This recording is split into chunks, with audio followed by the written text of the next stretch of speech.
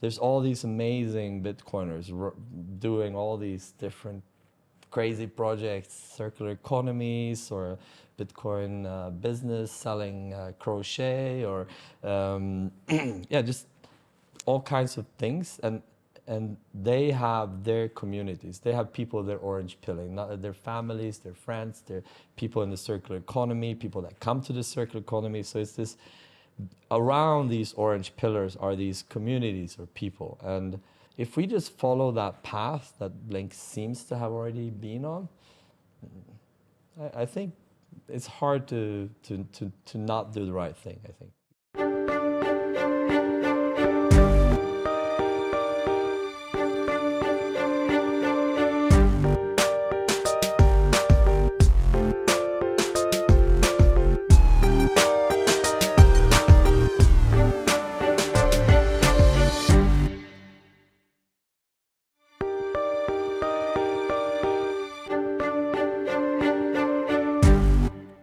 Lucas, I'm loving the shirt there. I'm loving it too. I got it as a gift from Marius and Dania from the Bali Bitcoin community. So I love that. Did they have that made in apparently Bali? they did like 5 specials, Okay. and they I think this was a congratulation or like a thank you for Blink. Okay. Yeah. Nice, Yeah. nice. Well, I'm gonna tell them I'm upset I didn't get mine. So. Oh, maybe I'll undress at the end and I give it to you as a thank you for Blink. Lucas, love first for you to give people a little background on your personal history and then kind of how you've wound your way into the Bitcoin space. I think, was it 2 years ago that you and I met? Yeah, we met in Time 22. kind of all blurs together. Yeah, in person at least. Okay. We had a few spaces together Yeah, in 21. yeah. So yeah, give people a little bit of the backstory, and then we'll jump into the meat about the more recent venture with you taking on the Blink wallet and blackmailing me into joining you.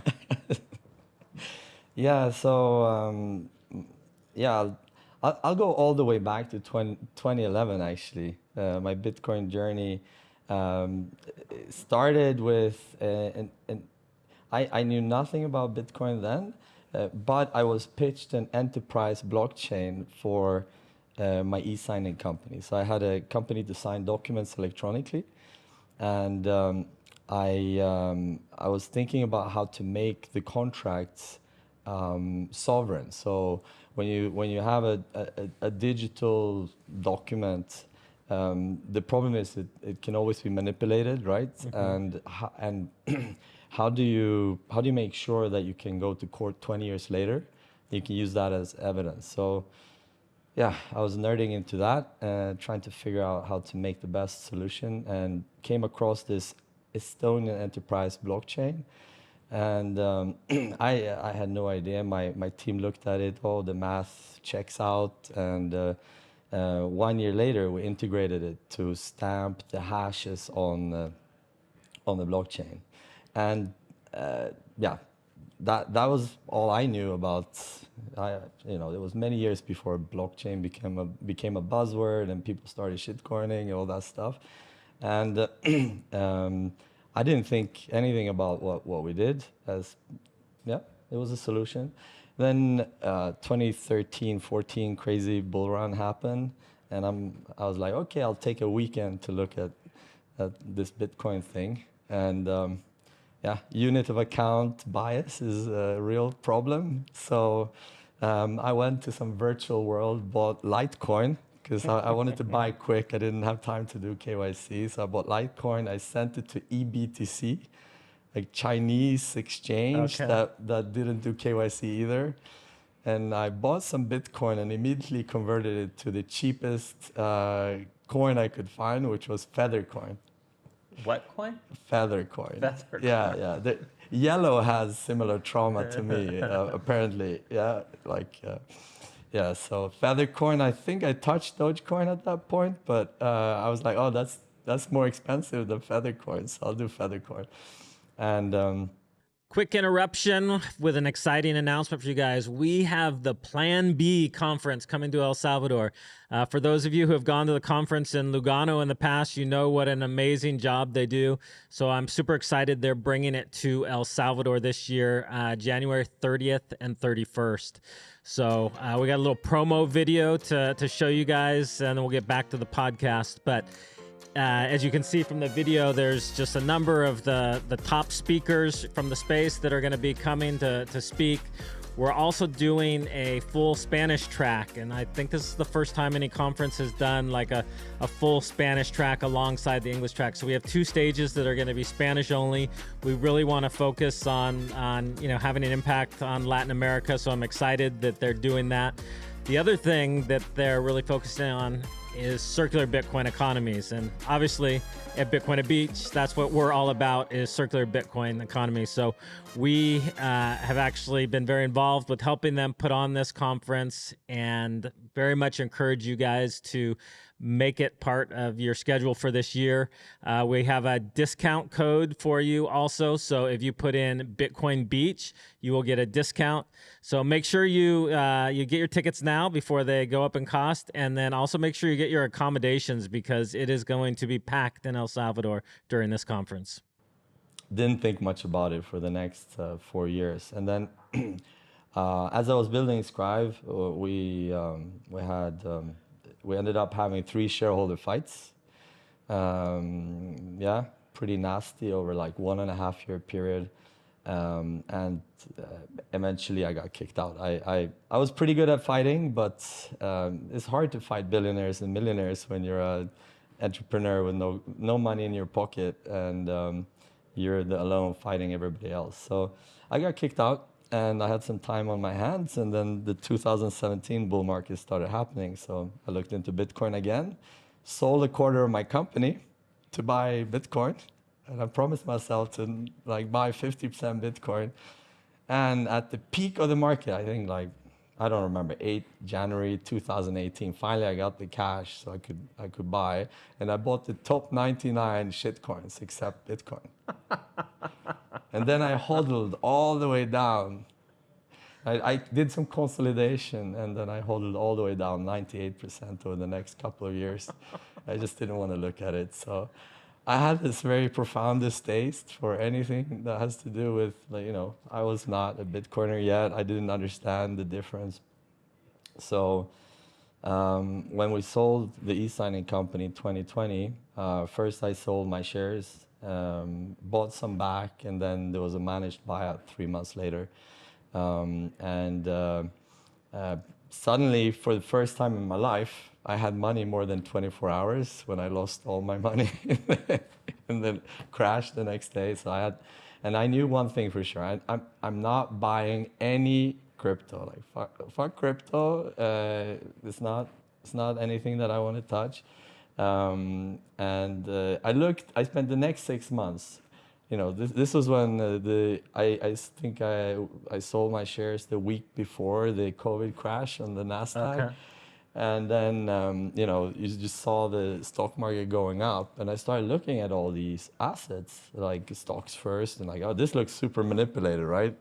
And then I looked at bonds. Evergrande was the best yielding corporate bond in China, giving 8%. I'm like, this doesn't look like good, risk return. I looked at gold. You look at all these podcasts, they look so depressed and gray, and someday they will stop manipulating the price. And uranium and commodities, and I'm like, oh my God, I need to spend all my lifetime just researching this stuff. Why do I have this money? I just want to put it aside, and I want to build companies. I don't want to waste my time trading and all these things. And I had been helping founders for 6 years. I decided after 1 year, 2018, okay, I was good at fighting investors when they were trying to kick me out. I'll help other founders fight when they're getting kicked out. So fun fact, but most people don't know. In successful startups, 90% of all founders get kicked out. Really? Successful, yes. The average statistic from Founders Dilemmas, where they interviewed over 4,000 founders, was 50% of all of them had experienced getting kicked out. So people don't know about this, but it's basically industry standard. Like as soon as you start being successful, they kick you out. So I was starting to get phone calls like, hey, my friend is, I didn't do any announcements. And what I learned was, well, there's a lot of deals happening. I was helping founders out of these difficult situations, but I also learned that basically many of the founders aren't much better than the VCs. Like the whole fiat startup space, it's just a lot of people that want to make a lot of money and are not very interested in building things long term. Like they're happy if they build some duct tape solution and Long then enough to cash out. yeah, then they dump it on somebody else, and then it crashes within their management, and yeah, they got cash and nothing was created, and they just move on. And so I just learned that many founders are super annoying to work with. They're not mission driven to build something. It's a waste of my time helping these people getting richer. And so I decided to not work with founders. So as I was thinking about what to do with the money, I was like, okay, am I going to spend my time investing in startups where obviously there's going to be a lot of headaches, and I just want to build my own companies. So that was also not an option. And yeah, in came Bitcoin. Basically, enter Bitcoin. It was the last thing I looked at. After 6 months, I gave up on everything else. I was like, okay, let me have a look at this Bitcoin thing. Oh, in July, I also bought a little bit, and it crashed the next day 20%. So I was like, okay, I know for sure I'm not buying this. So, but I started going down the rabbit hole. Michael Saylor started babbling, and I read the Bitcoin Standard, very important book to me. And then finally, Q1 21 started hanging in Twitter Spaces, and all these weird small follower accounts were, fighting over stuff. And quite soon I realized that the people that made sense and had some conviction and so on seemed to be the Bitcoiners. And then there was like everything else that didn't seem to make a lot of sense, and the integrity in what they were saying wasn't very, very high. And I just became more and more orange pilled. And around then, I became a Bitcoin maximalist. And like, okay, that's the only thing. I just want to like hold and not think more about it. But I had one last thing about my journey, like Bitcoin journey. There was that I was worried. How much can I actually put into Bitcoin? So I was thinking maybe the U.S. government's going to ban this, right? So I started digging into the probability of that happening. And as I was going down that rabbit hole, I realized, wait, actually, China may take over the reserve currency status. The US may be losing that status, and it seems like there's something called the Triffin's dilemma, where you can only hold the reserve currency for a certain amount of time before you hollow out your economy, and you have to pass the torch to somebody else. And I realized, game theoretically, they could actually extend the lifetime of the US dollar as a reserve currency by backing it with Bitcoin. And that's when I was like, okay, now the probability just went down significantly that they're gonna attack this. Okay, I can really put in much more, and started just hanging out in Twitter Spaces, interviewing Bitcoiners all over the world, doing a global Bitcoin Fest, interviewing what I love traveling, and I love people. I love exploring people from all cultures. So for me, it was the perfect thing. I've already heard all the Americans talking about Bitcoin in the American perspective in Twitter Spaces. So I was like, where's all the other people? And so we started exploring, like, okay, and we started interviewing Salvadorians, Venezuelans, Cubans. And we did, over the next few years, over 50 Is that countries. how you met KG, or did you meet? Okay. Yeah, I found Herman first, just when he was starting Ekasi. And he brought in KG, and we did a South Africa episode, January 22. Okay. I think he was just getting started. Yeah. We ended up finding most circular economies first. So I think we interviewed Bitcoin Jungle in Costa Rica the week they started. We interviewed Bitcoin, what's it called? Lake, Guatemala. I think also like the month they started. Yeah. So yeah, it was very fun. That's how I encountered you first time. Yeah. No, I remember that. I'm trying to remember. I think I met KG through Herman originally, and we brought him over for the Adopting Bitcoin conference, and was able to get him a speaking slot in La BitConf in Argentina, and so he went down there, and then I think that was after that you and I worked for a time when he was in the founding state and raising funds for Machancura. We were kind of advising him and helping him through some of those initial stages. So that was fun to see this burgeoning company doing innovative things coming out of South Africa. Sending Bitcoin via SMS. Yes. Yeah. No, I think it was really. I really enjoyed the conversations around strategy with you, and like, okay, Mike is a really good entrepreneurial strategic thinker, and seemed like it worked magic. I don't know how, but somehow KG managed to raise an amazing round. Following these, you put him on stage or like helped introduce him to people that were organizing these conferences, and yeah, I think people just saw him. We just helped him, pushed him out there, but he obviously did the work, and yeah, he was, and people with, I don't have any technical chops, but I saw the people in the space who I respect.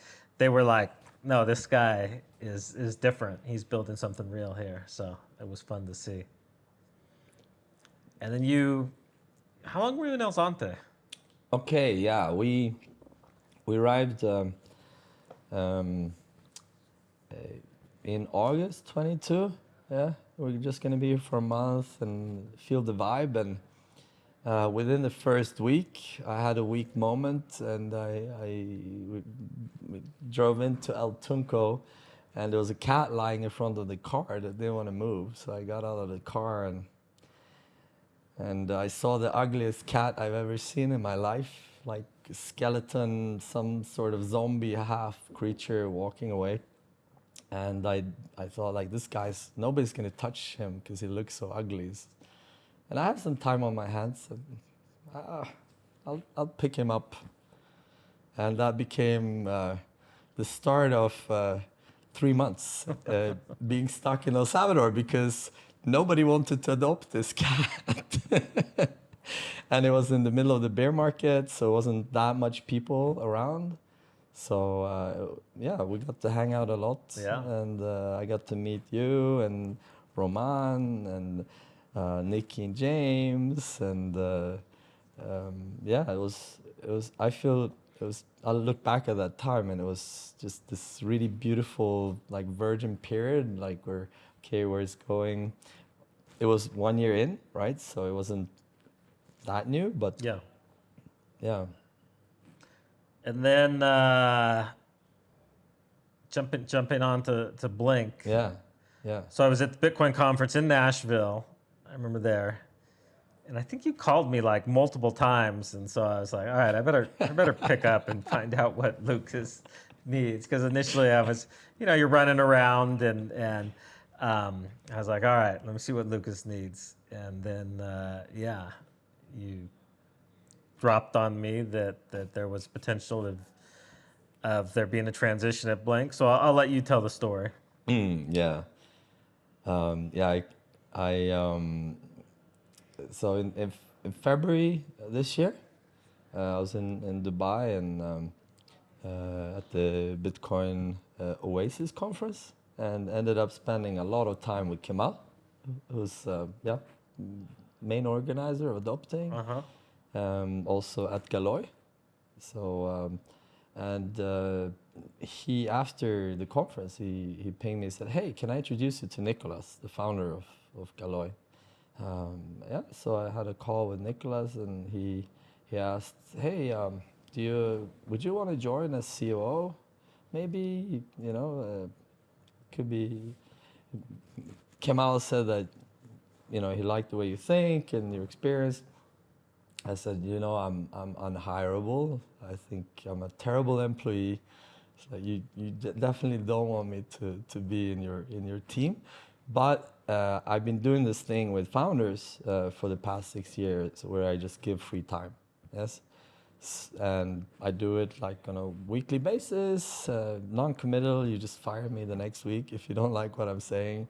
We'll see if I can be useful. So he thought, okay, yeah, let's see. So we spent the next 5 months having conversations about the business, and then one day I was added into a investor call where Nicholas was like, okay, look, to the investors, okay, or shareholders, we need to do something. So either we transfer the business to a new owner, or we absorb it into Galoy, or we have to shut it down. Yes, because they had Galoy is a Bitcoin software as a service, Bitcoin open source banking infrastructure provider, right? So it's not a bank, it's a software company, and they ended up building Blink as a demo for the software that they built, and ended up basically running a Bitcoin wallet and B2C, heavily operational, very appreciated, but not what Nicholas really had intended to do. And so I called Nicholas after, and I said, okay, Nicholas, I've done a few restructurings. I've also done a few, I call it startup psychotherapy. Like, just talk to the investors, talk to the board, talk to the team, everybody. Just try to figure out who wants what and why, and then try to figure out a good solution. So, so he said, okay, let's do a month where you talk to everybody, and I did that. And my first proposal, I thought, okay, like we should really hand this over to a founder. So I proposed one founder, experienced founder in the Bitcoin space, and he declined. He said, I'm too tired at the moment, I can't do it. And then the next proposal that I was working on was a board that would take it over and then find a founder, because Nicholas wanted to do this fast, so I had some time pressure. And then he declined. He said, no, we're not doing that. And then the next day he came back and said, hey, Lucas, what if I just give you all the shares? What? And obviously it wasn't that easy, right? Like it wasn't, it's a lot of fine print there, and it didn't end up being exactly like that. But so I was like, okay, I really want, I feel Blink is a very important, say, almost institution in the Bitcoin space. It's very important, I think, in the El Salvador story. I use it all the time myself. I used to use only wallet to Satoshi, orange pilling. I think I sent sats to over 1,000 people, just give away in the spaces we were doing. Ended up starting to do it a lot in Blink. Well, it's crucial within the circular Bitcoin economy space throughout the world. I mean, the vast majority of the circular Bitcoin economies are using the Blink wallet, and a big part of that is because, like, Nicholas spent the time on the ground in El Salvador to put the features in the wallet that, people living, the majority of them living in poverty, living in situations that are very different than we're used to in the Western world. And so the wallet worked in the way they needed it to work. It had the features that they needed. And so we've seen, like, throughout all, we're probably working with almost 50 different projects right now around the world, and almost all of them are using the Blink wallet. Yes, exactly. And somehow I never understood why I started using Blink so much. It's just has this these intuitive features that I only learned spending the time in Zonte. Ah, okay, that's why you put in your phone number. Yeah, because a lot of people don't have an email Yeah. address, and if they lose their sats after they got it, like it's going to be a terrible experience. Yeah, it's not a KYC thing. It's a let's make Yeah. sure that they actually save the Bitcoin they get and don't get angry later. So I felt like in my gut very strongly, like I can apply I can apply my experience to make this thing have a next phase. So me and Nicholas ended up the next 10 days, twice a day, negotiating. Um, uh, yeah, he had his ideas, and he's a very high integrity, very unique thinker. And I'm also very kind of, I have very strong opinions. I think together we have a very good synergy, and we came up with a solution. And part of this story is also that I was Nicholas actually came to me the day after I found out that my father got a very severe disease. So I was actually in Poland driving car to the hospital, negotiating with Nicholas, and then in the hospital, and then driving back, negotiating with Nicholas, crying sometimes. And I didn't know Nicholas that well, so kind of. So it was very. Also for me, it was like, can I even do this? Yeah. Yeah, like, do I have space personally? But I, I, I felt that it's so important. I should try to do it if it's possible. Yeah. But one thing that I was sure about was like, I don't know what I'm getting into. I haven't had the time to think through like, am I gonna, be the CEO of Blink? So I was absolutely certain that I need a board to have conversations with, to help validate the ideas or even draft the ideas. If not with the team, then I have two teams: the team and then the board. The first person that came to mind was, hey, I really enjoyed the conversations I had with you, Mike, when we were working with Kotatsu and Machankura. And you are part of the founding story of Blink. So, okay, I'm not doing this without Mike. So, hi, Mike, I'm calling you when you're at the conference. Hi, Mike.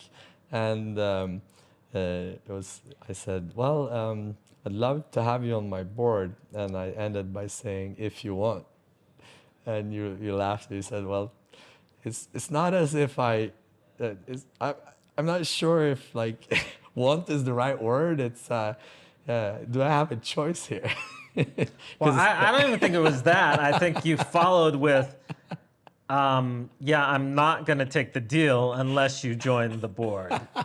And because I was ready to tell you no, because I had already told my wife that I was going to like work my way out of things instead of putting more on my plate. I mean, just with everything that we're doing with Bitcoin Beach and all the projects we're helping around the world, it's the plate is very full. And my goal this year was to get out surfing and have some personal time. And so I was going to tell you no, and then you're like, yeah, but I'm not going to take it on, and they'll probably just shut down the wallet if you don't. And so I was like, oh. So yeah, you kind of painted me into a corner there. Thank you.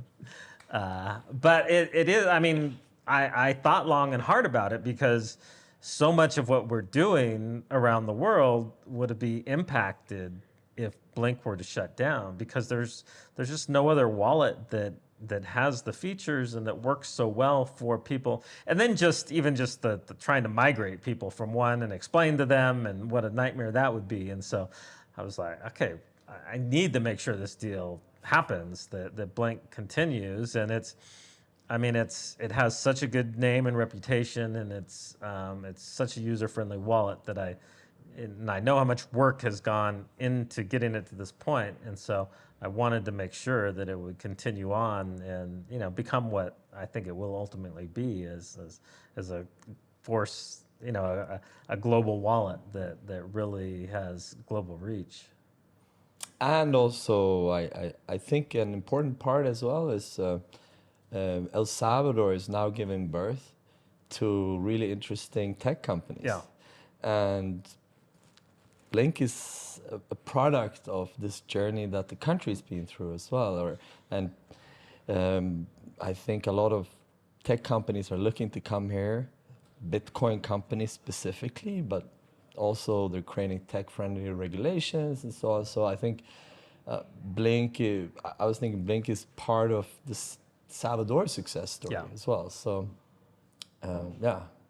No, it really was one of the first to like spring out of this. I mean, it was the first Bitcoin really story to come out of El Salvador because it was started here long before the Bitcoin law was even passed. So it was played a crucial role in the Bitcoin law being passed, and it played a crucial role in even the success of Bitcoin Beach, which has led to all these other circular Bitcoin economies around the world.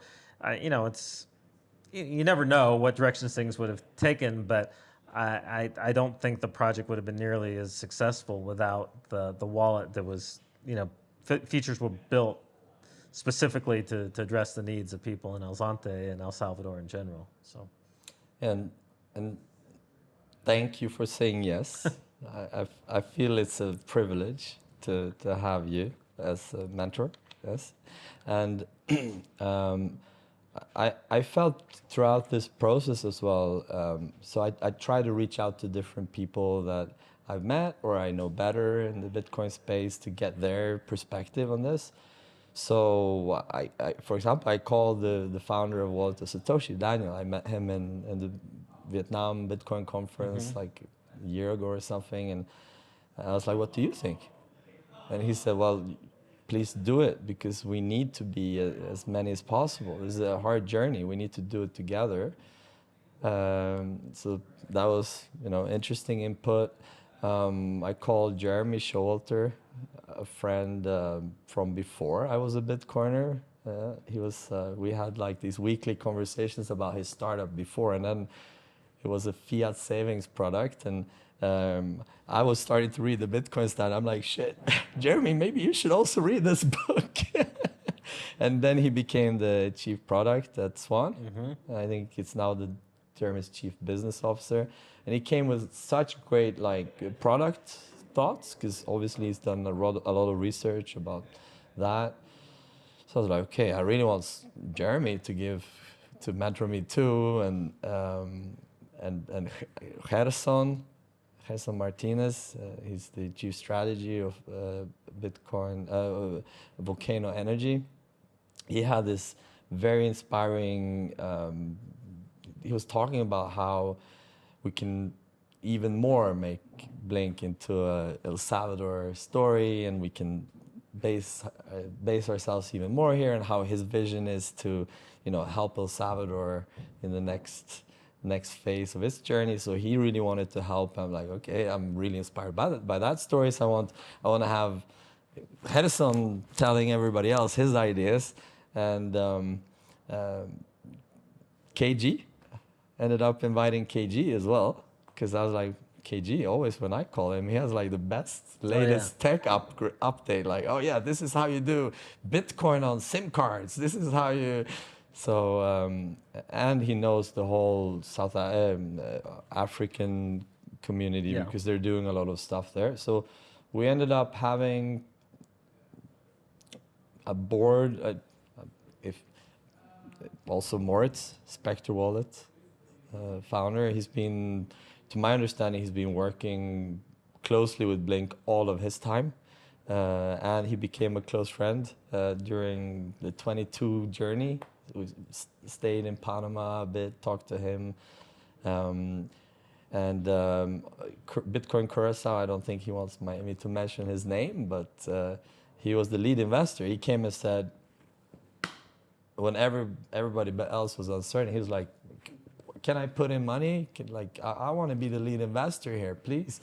And then when we gave the proposal, he's like, can I put in more money? So he was very, and he founded the BTC address.org. It's a very old OG wallet when people didn't know, so also technical. And sorry, also forgetting, there's one more person. Is there? Yeah, there's one more person. Yeah, it's like a big group. Yeah. Yeah. I'm the worst with remembering names, so don't look to me to remember. So. Oh shit. It's got, yeah. You'll have to give them an apology call after this Yeah, podcast. I know. Yeah. It's been a long week. Yeah. So. Yeah. But I felt when that group came together, it was just like, wow. Yeah. Yeah. This is gonna be a really exciting journey. So I basically said, okay, this is not a permanent commitment. Let's figure out for the next year what Blink is gonna become. None of us know.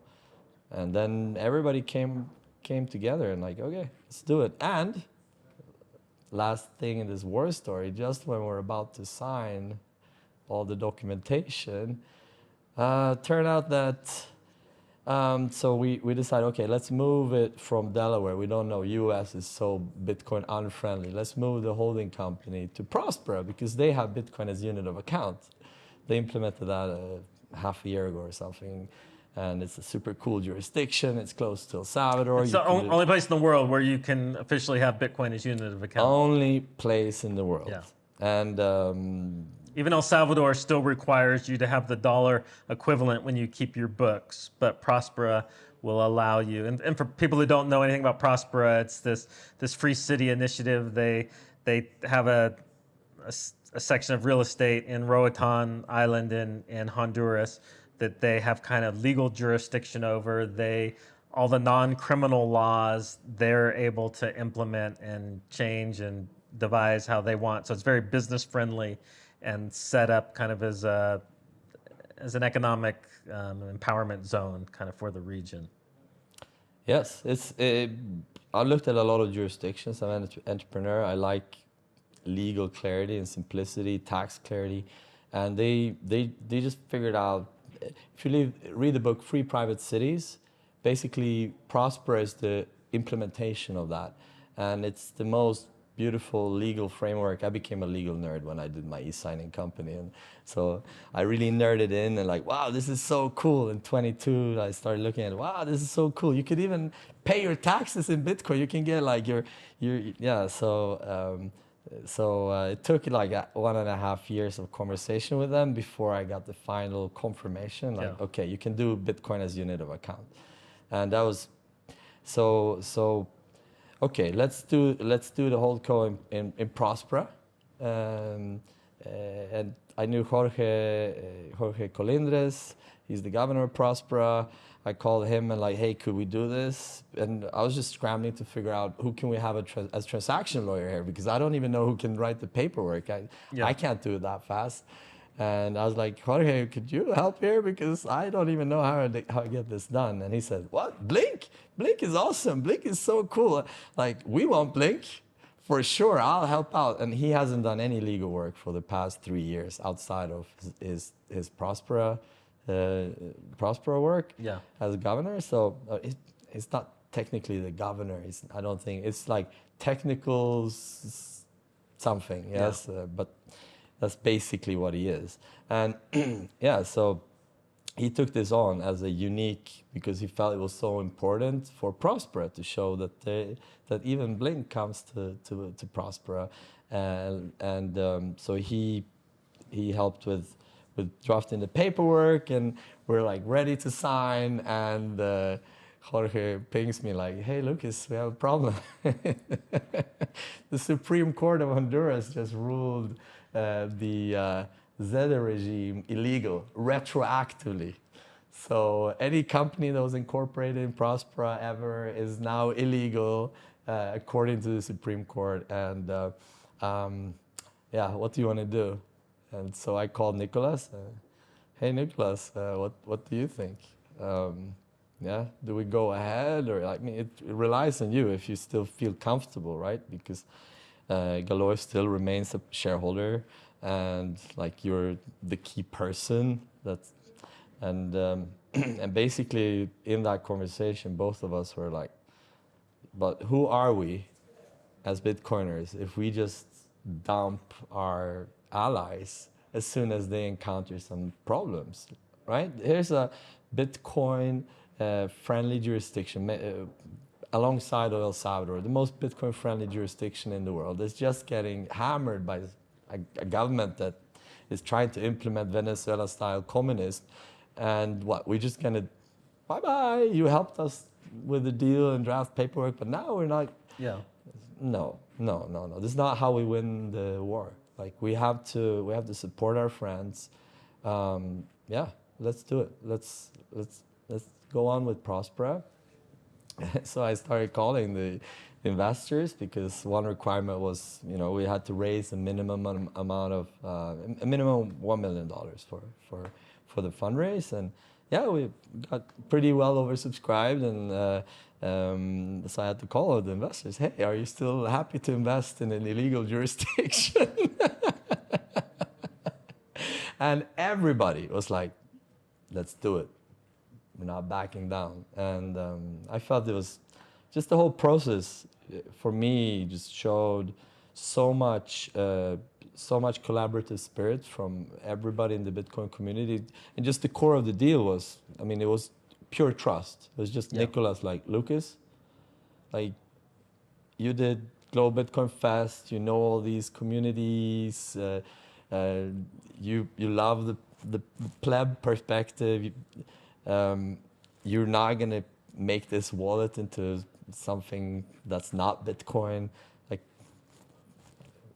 so it was really trust from his side, and then from me it was trust in him because he could at any point do something strange as well. So like that was my core trust, and then every step of the way was just all these Bitcoiners joining in. So we did it together. It was the most beautiful thing I've experienced in deal making, but just, yeah, it's very mission driven deal.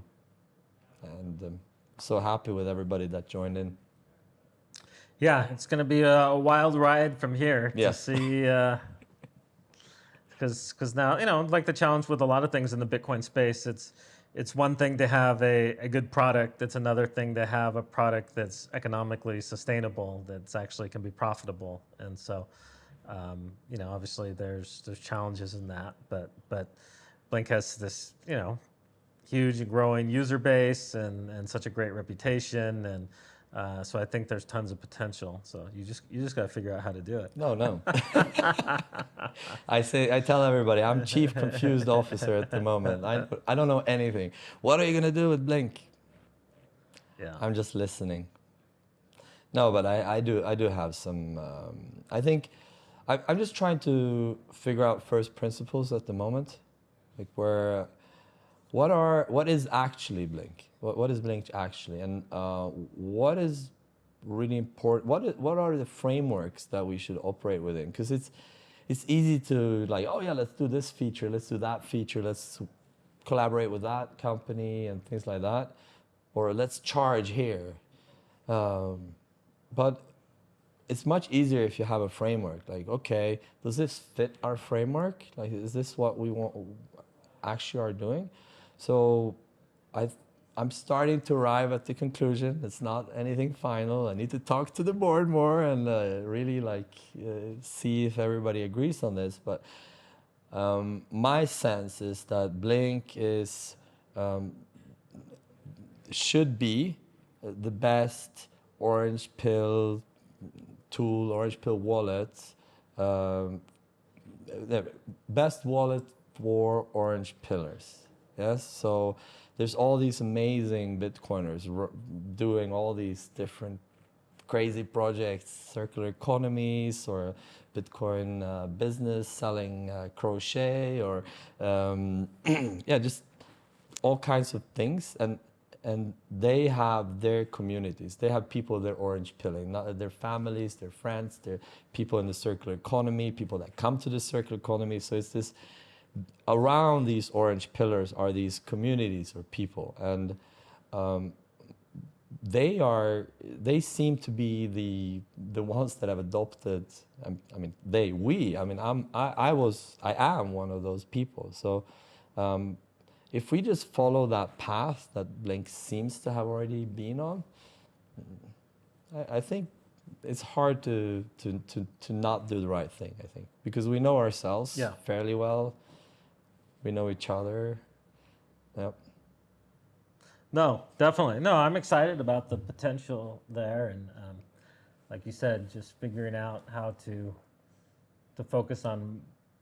There's so many things that could be done, but when you've got to drill down on what should be the true focus. So yeah, no, I'm excited about that, and obviously excited that we're seeing the wallet continue to flourish and be used by these circular Bitcoin economies around the world. And yeah, it's crazy. So I've only been on the job for 1.5 months, and just the amount of different integrations that the team are announcing at our team calls, like, oh yeah, now Pick and Pay started accepting Lightning payments in 1,600 locations in South Africa with Blink. Yeah. Like, what just happened? Oh yeah, and now next week, like, oh yeah, now we have a plugin in WooCommerce, one of the largest online commerce platforms. So, oh yeah, I called Simon, a good Swedish friend of mine from actually the Dubai Bitcoin community. Soft Simon, the founder of Mempool, or technical co-founders, two guys, right? And he apparently integrated Blink with one click without talking with anyone, because we have a BTC Pay server integration. So he just found it and like, oh, this is the best one. Click, and enabled it. For their, I think they're still not fully public with, so you can accelerate transactions on Mempool, yeah, and they use us for that. And I called him like, hey, what do you think we should do? The API is amazing. It's the best API I could find. So it's just every week, all of the time. I just sat down with Darwin from Tianqi, right? Oh, co-founder of Global Bitcoin Fest. I mean, we were a lot of co-founders of Global Bitcoin Fest. Together, me and Darwin were the main hosts of a 24-hour space we did together to celebrate the El Salvador Bitcoin law, 7th of September 2021, me and Darwin. And Darwin was thinking of Tianqi back then, and now it's 3 years later, and Darwin has developed a whole suite of incredible Bitcoin solutions, and he's integrated with different providers, not only us, but he was showing me like, here we use Blink, here we use Blink, here we use Blink, here you can use Blink. I'm like, wow. No, it's been amazing to see how much this small company has impacted the broader Bitcoin space. So Mike, what should I do? You should figure it out. You should figure it out and tell me. No, I think with the board that you put together,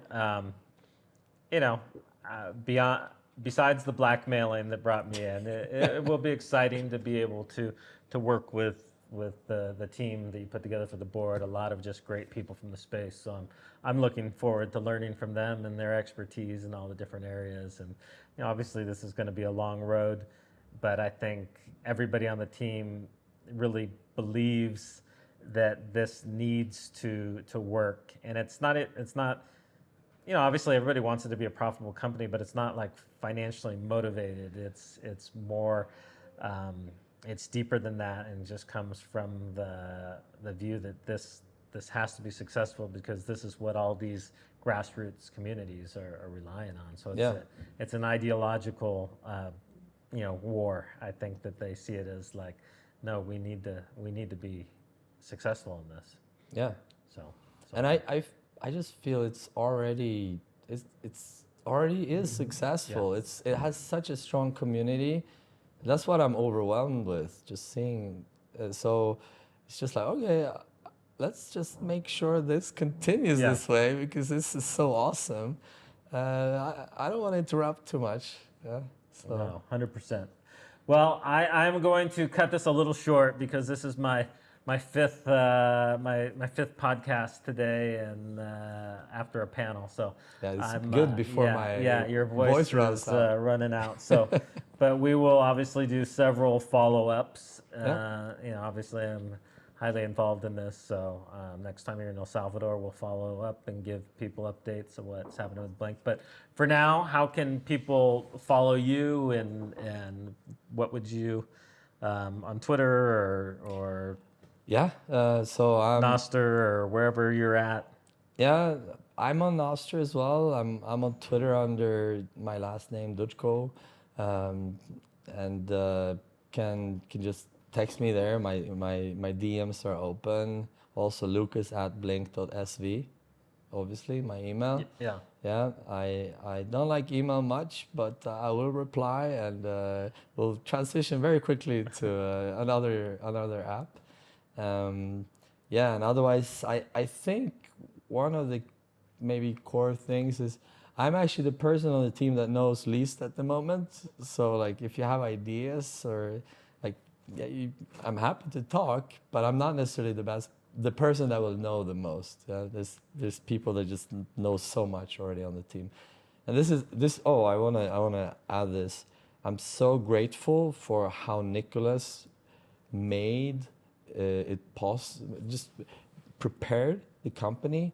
So he literally like handed over some of his best team members in Galoy and said, I think this developer should join. I was like, please, can Kemal come? And Kemal and Nicholas was like, yeah, okay, sure. So the, I feel like I'm landing on my feet in a company where everybody already knows what they're doing. Yeah. It's just working. I can just try to figure out, okay, how can I help? So Nicolas is an extraordinary person. I've done a lot of deals in these past 6 years, and I don't know if I met anyone that would have done it the way he did it. It's very creative, very solution oriented, and I think in the end, just everybody was super happy. Yeah. The shareholders, each and every one, the team members. Nicholas is happy because he can focus on the Galoy core mission. I'm happy because it's super exciting to do this. I hope you're happy, despite the blackmail. I'm happy. I'm happy. Yeah. So, yeah. Awesome. All love. All right. Well, let's wrap it up, and we'll follow up in another 6 months or so. And I remember Diana Diana. and Marius. Thank you, Yes. guys. All right.